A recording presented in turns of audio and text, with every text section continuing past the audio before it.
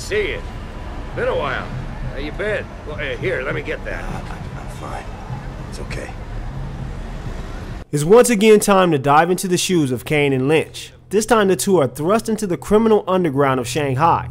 Kane arrives in Shanghai to meet Lynch for what could be his last job, but within minutes they both commit an atrocity that will haunt them for the rest of the trip. This mistake puts the two of them on a hit list of one of the most dangerous men in the city. The only way the two of them will survive is to find a way out of China. It's a fairly straightforward story that jumps between vengeance and redemption. There are a few what the F moments, but it's not exactly the most engaging story ever told. In fact, it isn't nearly as good as the story in the first Kane and Lynch. It tends to string you along with a few shocking developments to keep you interested long enough to keep mowing down bad guys in droves.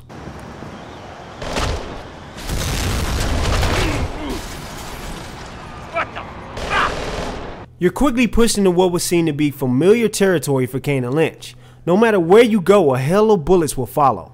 Luckily, the gameplay is much improved from Dead Men. You can actually partially lock on to enemies by clicking the left trigger.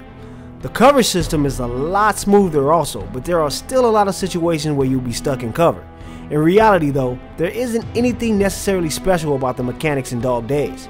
It plays like your average third-person shooter. The only real difference is the destructible cover. Most of the enemies don't come off as particularly smart, but the same goes for your dim-witted computer companion. A good amount of the time you'll wonder what they are even doing there, since a good majority of the AI will run right past him just to kill you. Not only that, it seems like he runs off on his own too much, leaving you to fight off waves of bad guys alone. If you can find someone to play online with, or even to sit right next to you and play, that's probably the best bet. Your enemies on the other hand will shoot mercilessly at you from cover. Most of the time they'll have pinpoint accuracy around corners. I had a tough time trying to figure out how I was being shot through large metal containers. That and they aren't particularly the smartest guys around. Most of them will run straight towards you, which is a problem in itself in a way, since the game has the option of allowing you to take hostages. The only problem with trying this outside of the allowed areas is that the computer will one-hit kill you at close range no matter what.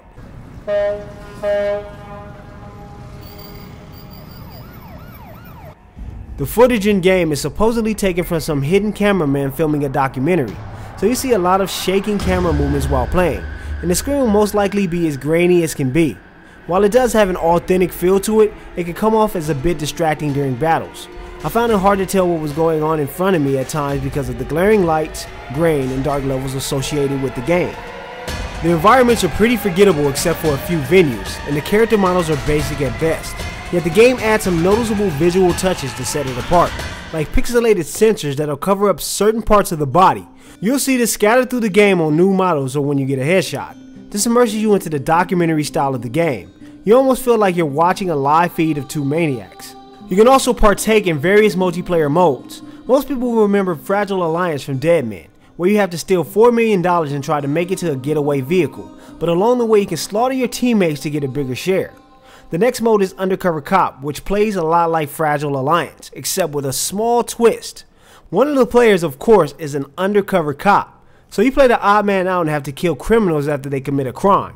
This mode is a bit harder to play, as failure to actually come off as a criminal will get you snuffed out immediately. The final mode is Cops and Robbers, which seems to be the least played game, but the premise of the mode is simple enough. Take on the role of a cop and stop the criminals and try to take a cut for yourself. While as a criminal, you steal the drugs and try to survive to escape on the helicopter.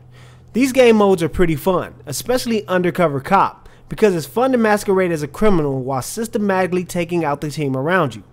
Yet it's never really that fleshed out, since heists can be completed in less than 4 minutes.